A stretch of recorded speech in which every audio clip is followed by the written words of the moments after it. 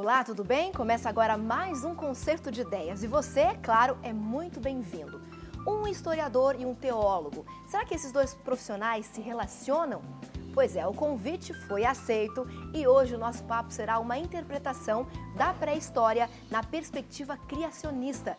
Que desafio, não é mesmo? Mas antes de apresentar nossos convidados e começarmos a conversa, eu quero lembrar a você que nosso contato se estende também às redes sociais. Então fique ligado no nosso Instagram, no Facebook e YouTube. Mande perguntas e dê sugestões. Sua opinião, é claro, é muito importante para nós. E para falar então sobre este assunto, está com a gente aqui no estúdio hoje o professor Matusalém Oliveira. Tudo bom, professor Matusalém? Tudo bem, Betina. Prazer a você, aos ouvintes da TV Novo Tempo. Seja Grande muito abraço. bem-vindo. O professor Matusalém, ele é graduado em História, Teologia e Arqueologia Bíblica. E hoje é professor de Pré-História e coordenador do curso de História da Universidade Estadual da Paraíba, é isso? Perfeito. Ok. Também está com a gente hoje aqui o professor Milton Torres. Tudo bom, professor Milton? Tudo bem. Retornando ao Concerto de Ideias, né? É um prazer estar aqui de novo com você. Obrigada por aceitar o nosso convite. O professor Milton é doutor em Arqueologia Clássica. Atualmente é professor e coordenador do curso de Tradutor e Intérprete do UNASP, Campus Engenheiro Coelho. E também professor de Arqueologia do SALT. Professor Milton, o que é o SALT? O SALT é o Seminário Adventista Latino-Americano de Teologia. Nós temos um curso, a Faculdade de Teologia, aqui no Centro Universitário Adventista de São Paulo, e é um curso que forma pastores. E os pastores precisam ter algum conhecimento, algum tipo de conhecimento sobre arqueologia, já que essa é uma objeção ou uma curiosidade que normalmente as pessoas apresentam nas igrejas. Com certeza. E o senhor é formado em Arqueologia Clássica. Exatamente. O que é Arqueologia Clássica? Qual a diferença da sua formação para a formação do professor Matusalém, por exemplo? Olha, há muita diferença. Em primeiro lugar, eu não tenho um nome tão perfeito para um arqueólogo como ele, né? O nome dele é Matusalém. Ou seja, praticamente ele estava lá quando a pré-história aconteceu. Porque Matusalém é o personagem da Bíblia, é o mais longevo personagem da Bíblia. Ele é filho de Enoque, é mencionado no livro de Gênesis e é considerado praticamente uma testemunha ocular do que aconteceu na pré-história. Mas a arqueologia clássica ela é voltada principalmente para os estudos relacionados à antiga cidade de Roma, o Império Romano, e também a antiga Grécia. Sim. Então, a minha especialidade é justamente lidar com a língua grega e com aspectos arqueológicos pertinentes a essas duas civilizações. Perfeito. O professor Matusalém, assim como o personagem bíblico, seu pai também se chama Enoque? Meu pai é Enoque, com muita honra, com muito prazer, né? Sobrevivente do dilúvio, né? Olha só. Professor, quando que começou o seu interesse pela arqueologia? Do tempo de aluno da universidade, nós desenvolvíamos no estado da Paraíba pesquisa em sítios arqueológicos. Sim. Sítios voltados a pinturas e gravuras rupestres. Então, nós catalogamos mais de 500 sítios arqueológicos através de uma ONG que nós trabalhamos, que é o Programa de Conscientização Arqueológica. E, a partir daí, por minha formação religiosa também, isso despertou um interesse em trabalhar, né, com a questão da pré-história.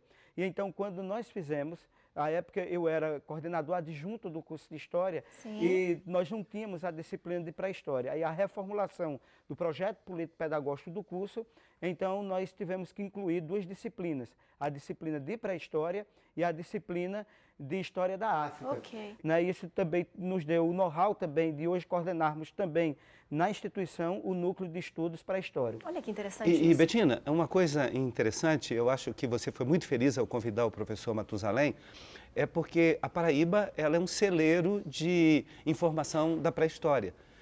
Ali naquele estado nós temos, por exemplo, inúmeras gravuras rupestres e esse estudo é uma das especialidades dele. E também muita coisa sobre os dinossauros na Paraíba. Exatamente. Nós temos o Vale dos Dinossauros, é um complexo de mais de 30 cidades que tem pegadas de dinossauro. Nós podemos dizer que nós temos de 80% a 90% das pegadas de dinossauro do mundo, né? Na região do Alto Sertão da Paraíba. E também ali na região onde eu moro, no Agreste paraibano, né? Sim. Eu moro no Planalto da Borborema, na cidade de Campina Grande. Em toda aquela área do Agreste, do Cariri paraibano, nós também temos da megafauna, os grandes animais da megafauna. o tigre dente de sabre, o tatu gigante, a preguiça gigante, o mastodonte, não é? Nós temos fósseis desses animais e nós já desenvolvemos trabalho e organizamos museu em relação a isso. Agora, só que nós gostaríamos de diferenciar uma coisa, Bethany, que é importante para você então. E o público. A paleontologia e a arqueologia são ciências distintas. Então vamos entender o que é a paleontologia e o que é a arqueologia. Quando nós falamos em animais extintos da pré-história, nós estamos falando da paleontologia. A arqueologia não entra no campo da paleontologia. Sim. Quando nós falamos da cultura material deixada pelo homem ao longo da história, nós estamos falando de arqueologia. Ok. Quando se trata dos fósseis humanos, nós estamos falando da paleoantropologia. A arqueologia não vai estudar os fósseis humanos. A arqueologia especificamente vai estudar a cultura material deixada pelo homem ao longo da história. Isso é interessante porque a gente consegue perceber as várias facetas que existem para serem estudadas e para que as descobertas venham à tona, né, professor Milton? O que acaba acontecendo é que muitas vezes eles convidam a gente para dar palestras em diversos lugares, né?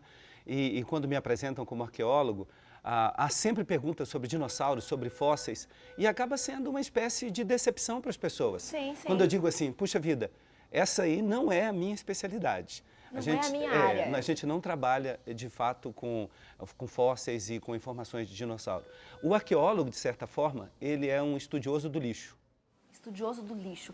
O arqueólogo é um estudioso do lixo. Por quê, professor? Porque o que interessa para o arqueólogo é justamente o remanescente material deixado pelo homem. O que ficou, né? O que ficou.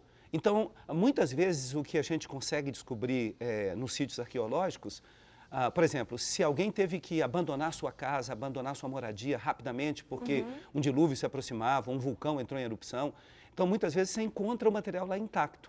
Mas na maioria das vezes, o que você encontra é só aquilo que as pessoas deixam para trás quando se mudam. Sim. Então, o que sobrou, o remanescente, o lixo, e é exatamente isso que a gente faz. A gente vai lá e estuda esses materiais deixados para trás. Se o homem teve alguma relação com alguma coisa da cultura material, isso se torna um artefato arqueológico. Por exemplo, uma pedra não é um artefato arqueológico. O que seria um artefato arqueológico? Mas se o homem chutou a pedra, aí ela passa a ser um artefato arqueológico. Isso é interessante. Está certo? Porque tudo aquilo sobre o qual o homem agiu é de interesse da arqueologia. Perfeito. Mas aquilo que, os animais, por exemplo, né, como os fósseis, se são animais selvagens, isso não tem interesse nenhum para a arqueologia. Mas se nós estamos falando de animais domesticados pelos homens, por exemplo, é muito comum a gente encontrar depósitos de ossos de certas comunidades que se alimentavam desses animais. Então, se esses animais foram comidos pelos homens e os ossos foram jogados naquele lugar, isso aí passa a interessar a arqueologia. Interessa ao estudo, né? Bettina, Professor outra Matusalém. coisa importante também, aproveitando a deixa do professor Milton, é que o osso também era utilizado como artefato, o instrumento de trabalho ou mesmo de adorno pelos homens primitivos, né? Vamos falar então exatamente sobre isso? Vamos lá. O que é a pré-história? A gente consegue definir? A pré-história, a nomenclatura convencional que nós temos, é a ciência que estuda o passado da humanidade antes da escrita, que vai de 3,5 milhões de anos a 4 milhões de anos, até o aparecimento da escrita, que se dá 4 mil anos atrás, quando apareceram as primeiras formas de escrita, que foi a escrita cuneiforme e os hieróglifos, né, que, de fato, em que pese hoje nós temos já outros estudos mostrando que possivelmente nós teríamos escritas mais antigas. Para tanto, a pré-história seria esse marco entre a escrita e a fase em que o homem ele não escrevia. Professor, a gente identificar esses registros históricos, estudá-los, de que forma esses registros nos ajudam a compreender o presente e, de repente, até projetar o futuro? Qual é a relação? Bettina, antes de ele responder essa pergunta, talvez eu queria só fazer um comentário. Eu costumo dizer sempre que a pré-história não é um nome muito apropriado, devia se chamar pré-escrita. Porque mesmo antes da invenção da escrita, havia história, não é? Então, não é algo que existia antes da história. Mas, ao mesmo tempo, é muito difícil você definir quando a escrita foi inventada. Por quê? É difícil, professor? É difícil, porque a gente tem que chegar a uma conclusão sobre o que é escrita. Por exemplo, é escrita o ideograma? Ou seja, o ideograma é simplesmente uma representação. Por exemplo, você pode colocar uma figura de um homem chutando uma pedra, tá certo? E depois a figura do homem chorando. essa é uma escrita. E você pode ler assim, o homem chutou a pedra, se machucou e chorou. Mas essa não é uma escrita alfabética. Ou seja, ela não representa os sons da fala. Então, por exemplo, nós temos os hieróglifos egípcios que são ideogramas e que têm também sinais alfabéticos. Então, o que é escrita? De fato, é qualquer forma de representação figurada ou estilizada de uma ideia, ou para ser escrita é necessário que seja uma representação fonética daquilo que está sendo escrito. Então, por isso, eu digo polêmica isso. nesse ponto, né? Que o termo pré-história é um termo difícil por causa dessa ideia de que pode, em algum momento, ter existido um tempo em que não havia história. O professor Matusalém fala, ele usa comigo uma metáfora, ele diz que é a mesma coisa de a gente dizer que os peixes existiram. O período pré-água, né? Pré-água, antes da água. Antes da água. Onde viviam os peixes antes da água? Então, o homem sempre construiu, o homem sempre fez história. Desde o momento em que o homem existe na face da Terra, mesmo dentro de uma leitura convencional, evolucionista, há 3,5 milhões de anos, as primeiras formas humanas existentes construíram a sua história, utilizaram as coisas existentes na natureza para a sua sobrevivência. Sim. Então, esse termo pré-história ele é altamente criticado pelos pré-historiadores agora. Em todas as universidades do mundo em que nós estudamos, em que pese toda a crítica, mas ainda mantém-se a nomenclatura. Só complementando, então, quando o ser humano ele utiliza determinado... O nome correto não é pedra, o nome científico é rocha. Mas pedra é uma coisa que a gente usa no sentido mais... Comum, né? Comum, do senso comum. Né? Então, é a ação antrópica do homem. Então, quando o homem ele transforma aquela rocha, e aquela rocha ela se transforma em um instrumento de trabalho, então isso é o quê? Uma peça arqueológica. Professor Matusalém, mas qual a importância da gente entender tudo isso, identificar esses elementos que o senhor comentou com a gente, para a gente compreender o tempo presente e, de repente, projetar o futuro? Qual é a relação que existe entre isso? Se nós não conhecermos o nosso passado, se nós não conhecermos a origem da nossa história, se nós não soubermos os traumas, as angústias, as decepções, as alegrias que nós temos hoje, isso tem uma razão de natureza histórica. Então, quando nós aprendemos o que o homem construiu no passado, nós nos entendemos no tempo presente e nos preparamos, e preparamos melhor a juventude para o futuro. Ok. A conversa está boa aqui, a gente tem muito que falar ainda, mas a gente vai ter que fazer uma pausa nesse momento. Mas o professor Matusalém comentou com a gente sobre milhões de anos. E aí, como é que fica essa questão toda com a informação bíblica, né? Com a teoria criacionista? Como é que a gente faz essa relação? Como é que a gente consegue entender a pré-escrita, como falou o professor Milton, a pré-história, a partir de uma perspectiva bíblica? A gente vai para o intervalo rapidinho. No próximo bloco a gente volta para continuar conversando sobre esse assunto. E eu lembro a você, então, de fazer contato com a gente através das redes sociais. Os endereços aparecem aí no seu vídeo. É muito importante a sua opinião para a gente. Não esqueça disso. Faça contato com a gente. Até já!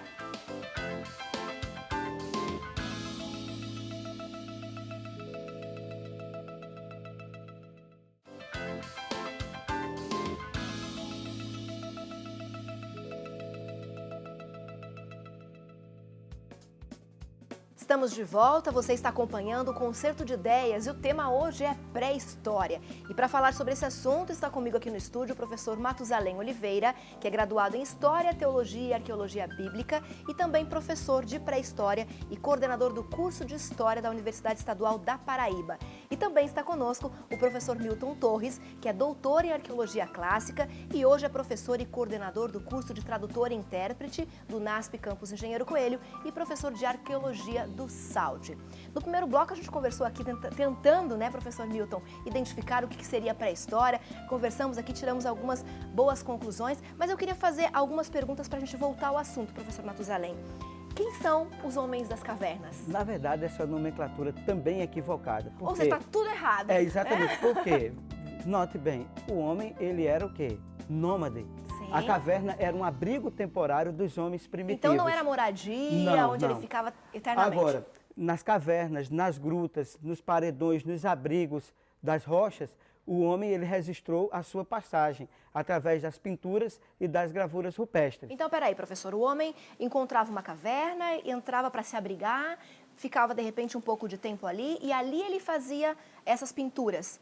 Isso, exatamente. E ele não fazia de forma aleatória. Isso tinha um objetivo, para mostrar o mundo lúdico, brincalhão, aquilo que era de importante no seu cotidiano, uma caçada, um ritual de iniciação. Então, existiam muitas coisas interessantes que o homem ele fazia e não fazia de forma aleatória. Não era simplesmente para decorar a caverna, não era para isso? decorar a caverna. Existia um objetivo, existia uma metodologia para isso, não era algo aleatório. À toa, né? Não era à toa. Então, por exemplo, no Planalto da Borborema, onde nós moramos, os homens, os palio-índios, como nós chamamos, né, eles fizeram daquela região um cinturão migratório. Quando aquele momento era para caçada, eles ficavam ali para caçar. Quando estava escassa a caça, eles saíam e iam para outro lugar buscar um outro meio, frutas, né, para eles se alimentarem. Então, o homem pré-histórico ele tinha essa dinâmica. Okay. E Betina, note que era uma coisa muito importante para eles. Essas figuras rupestres representavam um aspecto tão importante para eles que eles se davam o trabalho de inventar tintas, de inventar materiais para poder, com eles, fazer esse registro. Então, a gente percebe que não era só um lazer ou apenas... Era só arte, mas era uma coisa que estava ali realmente intrínseca à cultura deles. Tinha um significado importante. Tinha um significado importante. Ok. A gente falou também, professor Matusalém, no primeiro bloco, sobre descobertas de milhões e milhões de anos. Como é que fica essa questão dessas descobertas com relação à teoria criacionista que a Bíblia apresenta para a gente? Porque pela Bíblia nós não temos assim milhões e milhões de anos de existência. Não, assim, nesse ponto de vista não dá para a gente compatibilizar a Bíblia com a pré-história, porque são metodologias e entendimentos diferentes, né? Então, a questão da datação hoje é um desafio tanto para os criacionistas como também para os evolucionistas, né? Sim. Porque muita coisa que já foi datada, já foi rediscutida essa questão da datação.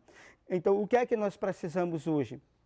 É conhecer e reconhecer a importância dessa descoberta, aprofundar o entendimento, porque o que nós temos do que se chama pré-história do ponto de vista convencional é pouquíssima coisa, é 1%, menos de 1% do que o homem produziu. É muito então, pouco, a gente né? dizer determinadas coisas é extremamente temerário.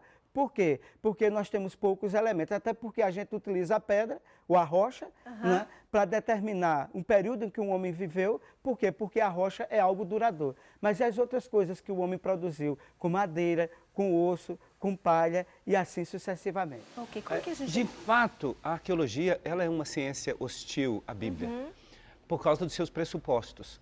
Talvez os 3 aspectos que mais tenham contribuído para o desenvolvimento da arqueologia sejam justamente o fato, ou a crença, não é? A crença na antiguidade do homem. Outra coisa que foi muito importante foi a teoria evolucionista de Darwin, né? E, em terceiro lugar, essa divisão em fases da pré-história e da história. Então, esses 3 aspectos foram assim, motivadores para que a arqueologia se consolidasse como ciência. A maioria dos arqueólogos é evolucionista. Sim. E mesmo entre os arqueólogos bíblicos, nós temos uma divisão. Um grupo é evolucionista e o outro grupo é criacionista. Então, de fato, é muito difícil a gente fazer uma compatibilização e a gente tem que tirar um pouco essa imagem popular da arqueologia, que as pessoas acham que se você fizer uma pesquisa arqueológica, você vai resolver um problema e você vai provar que a Bíblia está certa. Sim. Então, a maioria dos arqueólogos não acredita que a Bíblia esteja certa em relação a isso. Então, a gente tem que sempre levar isso em consideração. Isso é muito delicado, né, professor? Porque a gente precisa fazer uma relação entre a Bíblia e a arqueologia, porque é a história do homem. Felizmente, nós temos arqueólogos bíblicos de uma inclinação mais religiosa e que eles procuram realmente fazer essa compatibilização. Mas tem que ser feita com muito cuidado, porque ela também precisa ser aceita pela comunidade científica. Claro. Não adianta você inventar uma história ou criar uma teoria e forçar para que as pessoas acreditem. E tentar impor essas teorias à comunidade arqueológica, porque a comunidade não vai aceitar. Então, você vai estar fazendo uma para-arqueologia, ou seja, uma arqueologia que está ali, que pode satisfazer aos interesses de algumas pessoas, mas que não vai satisfazer ao interesse da comunidade arqueológica. Então, os arqueólogos cristãos Eu coloco, né, o professor Matusalém nesse patamar, coloco outros arqueólogos com quem eu trabalho e a quem eu admiro.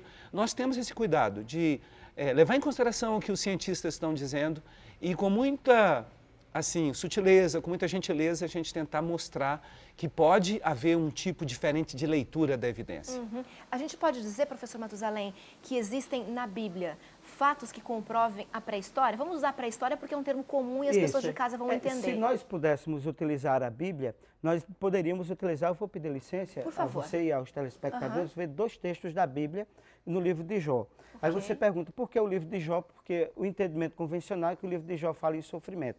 Mas Jó viveu 300 anos após o dilúvio e ele estava muito próximo das catástrofes existentes, então ele podia fazer uma leitura. Então o livro de Jó pode ser analisado por esse viés. Perfeito. No capítulo 30 do livro de Jó, eu gostaria de ler a partir do versículo 3, que diz o seguinte: de míngua e fome se debilitaram, roem dos lugares secos deste mundo, em ruínas e desolados, apanhavam malvas e folhas dos arbustos, e se sustentam de raízes de zimbro. Do meio dos homens são expulsos, grita-se contra eles, como se grita atrás de um ladrão. Habitam nos desfiladeiros sombrios, nas cavernas da terra e das rochas, bramam entre os arbustos, e se ajuntam debaixo dos espinheiros. São filhos de doidos, raça infame, e da terra são escorraçados. Então aqui mostra exatamente a situação de muitas pessoas pós-dilúvio que não tiveram condições de conviver na cidade, foram excluídos e ao serem excluídos eles moravam o quê? Que nós chamamos na periferia dos centros urbanos que se desenvolveram após o dilúvio. Uma observação rápida aqui.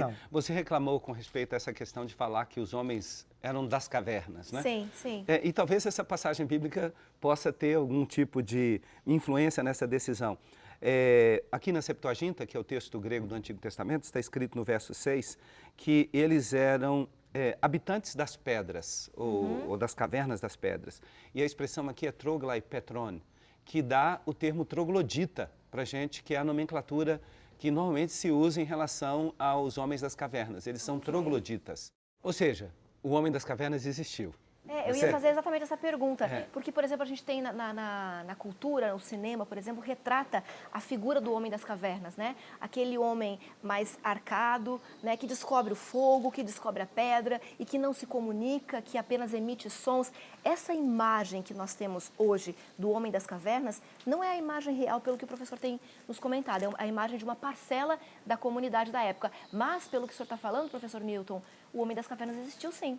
Platão, no livro 6 da República, ele fala que o filósofo é um espectador dos tempos e da vida. Sim. Eu acho que essa é uma boa descrição para um arqueólogo. A gente podia tirar ali a fala filósofo e colocar no lugar arqueólogo. Esse é o desejo do arqueólogo, é observar os tempos e a vida. É isso que a gente tenta fazer. E mesmo entre os arqueólogos que não professam uma fé e que não se dizem cristãos, eu convivi com vários deles enquanto fazia o doutorado. Eu quero dizer que eles são pessoas assim muito idôneas. Eles estão tentando fazer um esforço para poder compreender uma coisa da qual nós temos pouca informação. A arqueologia, ela não somente trata do lixo, aquilo que sobra, mas ela depende de um alto grau de sorte. O que sobrevive e o que não sobrevive. Mas o que eu quero dizer é o seguinte, o que a gente tem é o que sobra.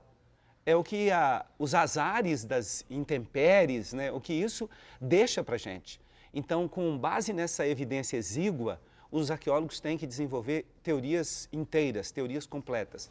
Então, a gente tem que ter também um pouco de paciência. Com certeza. É muito pouco que se tem para poder fazer um estudo, uma análise um pouco mais aprofundada. Os dados são muito escassos. E isso pode levar um ou outro a fazer um juízo negativo ou chegar a uma conclusão deficiente com respeito a alguma coisa.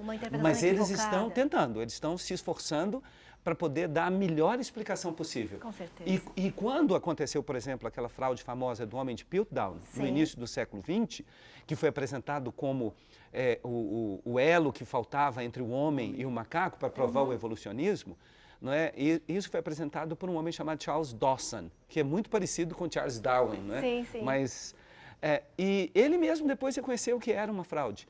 Os próprios cientistas que fizeram uma análise melhor, com datação, chegaram à conclusão que aquilo era uma fraude e não tiveram nenhum problema em admitir isso. Então, geralmente, o arqueólogo é uma pessoa idônea, a gente tem que levar em consideração que a gente está lidando com pessoas que também são sinceras naquilo que estão fazendo, naquilo que estão procurando, e se alguma teoria não sai do nosso agrado, a gente tem que ter paciência, porque a evidência não está toda aí. Professor Matusalém, muito obrigada pela sua presença aqui com a gente no Concerto de Ideias. Professor Milton, obrigada de novo por ter estado conosco hoje. É sempre um prazer, Betina. E lembrando que o professor Matusalém é um anjo da esperança, hein? Olha, se tem alguém aí que está precisando de um exemplo para poder seguir, está aqui um anjo da esperança. Está aqui um anjo da esperança. Com certeza, com muito prazer, nós participamos desse projeto maravilhoso da TV Novo Tempo. Ok. E obrigada a você pelo seu carinho e também pela sua companhia. A gente vai ficando por aqui, mas a gente volta na próxima semana e eu te espero. Até lá!